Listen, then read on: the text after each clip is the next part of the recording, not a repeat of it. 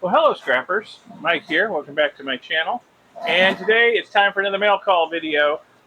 My buddy Jim, who lives in the Phoenix area, has sent me another box. Jim is a great patron of this channel. In fact, he's a patron of all three of my channels, and he from time to time sends me care packages, okay?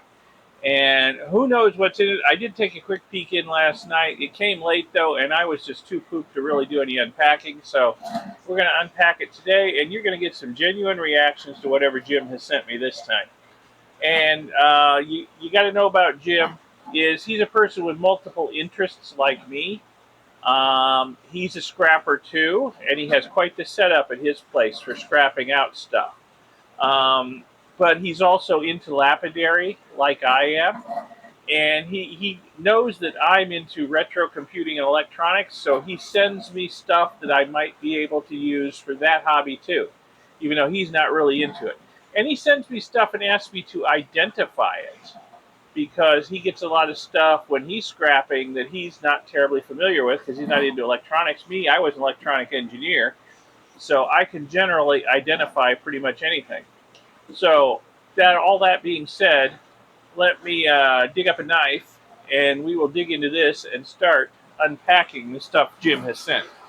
Yeah, wife and I have had a couple busy days lately, and well, I was just too pooped last night to really dig into this.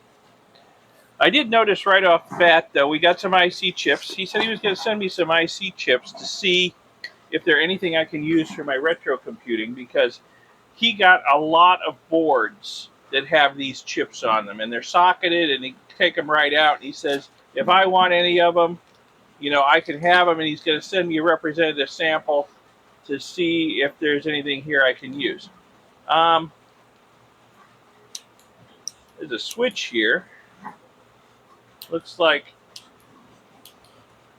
single pole, double throw, momentary contact switch. He said he threw this in. He sent me an email explaining some of this stuff. He said he threw this in just in case I might be able to use it for something. Well, thank you. We'll take a look at these chips in a minute. Okay, he got some Telecom boards. He sent me some pictures. And, maybe he wouldn't mind if I reproduced a couple of the pictures he sent me here to show you what he's been depopulating.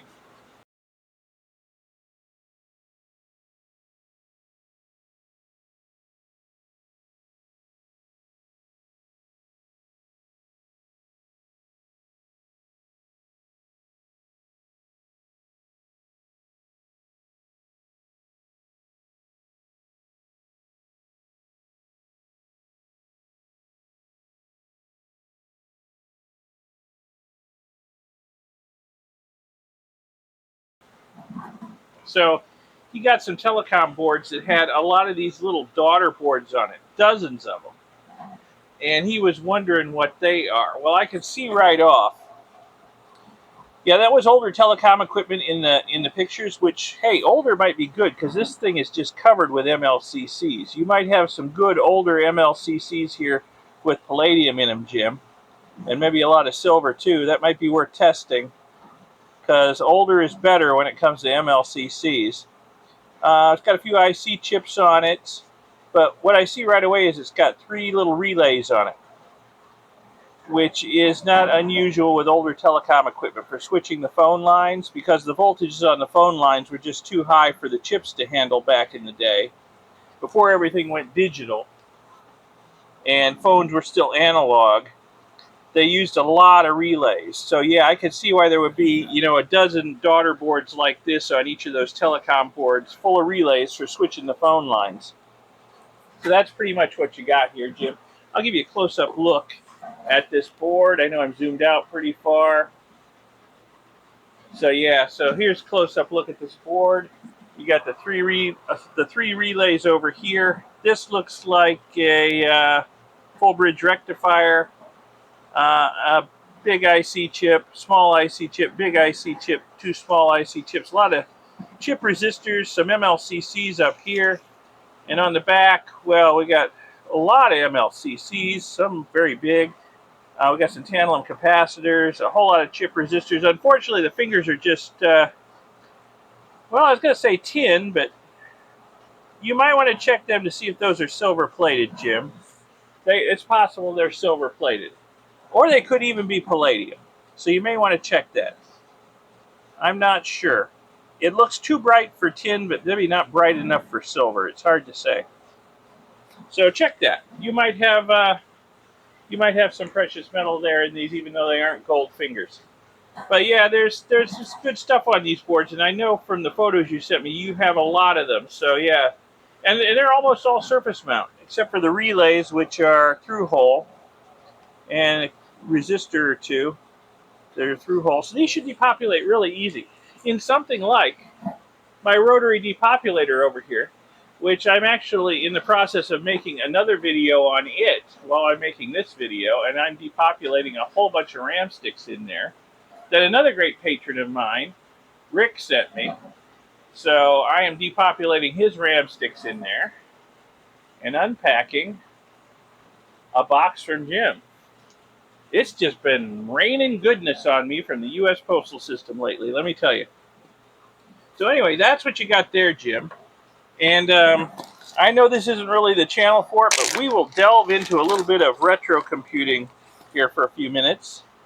Skip ahead if you find this boring. So we got this 40-pin chip right here, and I recognize the number right off. That's the MC68B03.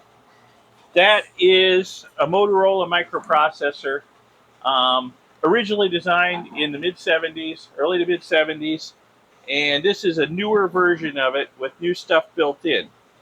So, in fact, I recognize this number because I just did, well, not just, but not too long ago, I did a video on my retro computing channel about this very IC chip. So yeah, Jim, I can use this. It looks like you sent me one. How many have we got here? Two of them. Yeah. So we got two of those. So those are very useful chips. What we got here is a static RAM chip, 32K by 8 static RAM chip. I have a lot of these. They come in useful for retro computing, but I'm already up to my gills with them. When I get extra ones, they generally get scrapped out for the gold content. But yeah, thank you, Jim. So let's see what else we got here. There's another 32K by 8 RAM chip. And I think I saw some more in here. Yeah, there's a, what's that? Yeah, that's a 32K by 8, just by a different company. And then we got some ceramic chips in here. And these are EEPROMs. 27C256. So these are 32K by 8 EEPROMs in ceramic packages. Yes, there's that one. This one's got a label on it, which I can't quite read what it is, but I imagine it's more of the same. No, this is a much higher density EEPROM. This is a 27C100. That is a let's see. That is 128K by 8 EEPROM, I believe. So these are just ceramic EEPROMs. They're newer ones. You can't see any gold through the windows on them. Older EEPROMs are better for gold. There might still be a little bit of precious metal in them, but not as good as the older stuff for sure. Let's see what we've got here. These look like programmable logic. Normally, if you see a plastic dip chip like this with a label on it, it's usually like a PAL or a GAL or something that's been programmed. And, well, I don't even see a number on this chip. Let me see. Yeah, there was a number there. It came off with the label. Let me try another one. So I pull this off without pulling the number off. Aha! This label wants to shred rather than come off. But yeah, from what I'm seeing of the number, it looks like it's some sort of programmable logic chip. I just can't tell exactly what yet. Ah, yes. So that's an Atmel 22V10. That is a programmable logic array chip. So that's what we got there. I don't know if this is the type that's erasable and reusable or not. I will have to research that, because that might actually come in handy for some of my projects if it can be erased and reprogrammed. If not, well, it'll just go into my pile of scrap ICs for rendering down for gold. Thank you, Jim. What do we got in this thing? I don't know.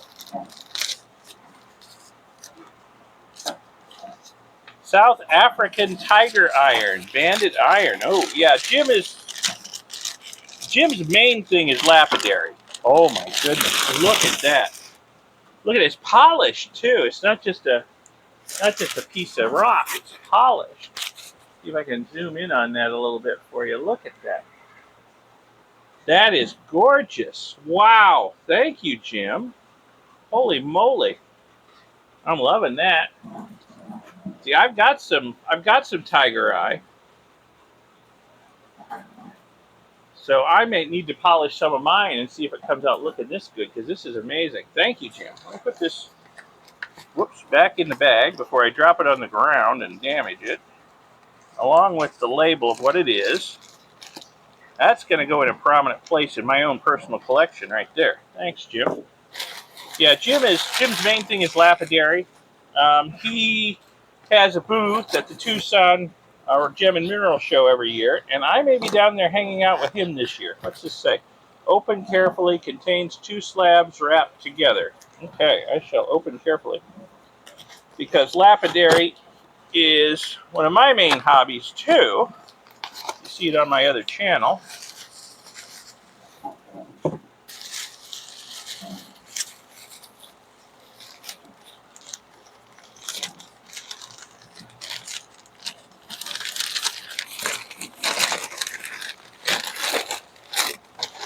Oh yeah, very well wrapped.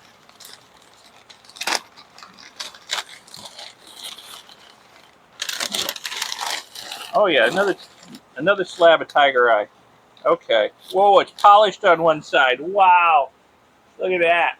Polished, unpolished. Even unpolished, this stuff's amazing, but polished, wow, that knocks your socks off. Jim, you're showing off, man. You're showing off. I got to get as good at polish as you are, buddy. What have we got here? Well, that's clearly the unpolished side. Okay. Did I miss something that tells me what this stuff is? I'm not immediately recognizing that. I mean, it has the look of, I don't know, is it serpentine, Jim? What is that? Green serpentine, or I'm probably way off base. Anyway, email me and let me know what this is. It's pretty, though. It's very shiny. Thank you. All right, let's see what else is down here in the box. Let me move this stuff out of harm's way here. This is fairly heavy for its size, whatever it is. Feels like it's got a lot of something in it, though.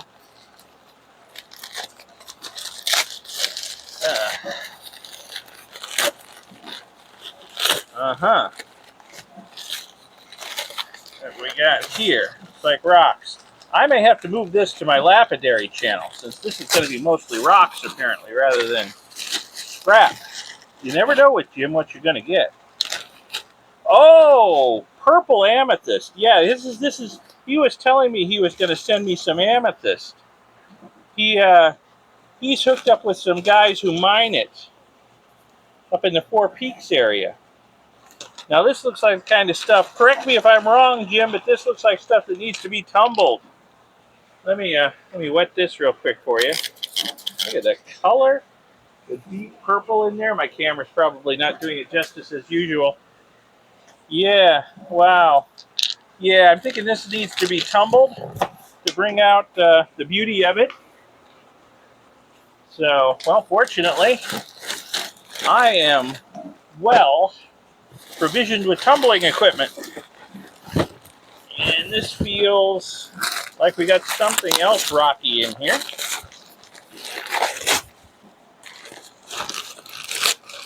Let's see here. I'll cut the bag it's in, but there's a lot of tape there. Let's see here. Ah, this is, oh, I can't remember. It slips my mind. Jim found out about a new mine for this jasper up north of Phoenix, I think it is. So here's some of this red jasper. Got it out, wet it down, so you can see the color on it. Isn't that amazing? Look at that color. Wow. Yeah, how red that is. Most of these would need tumbling. Some of them are probably big enough to cut. Slab. Maybe there'll be some interesting cabbable parts. That's got an interesting pattern in it. So yeah, I'll be working on that in the future. So yeah, this is turning out to be more of a rock video than a scrap video. So if you tuned in for a scrap video, sorry. This is turning into a rock video, but you know, Jim's like me. We have both hobbies, both of us.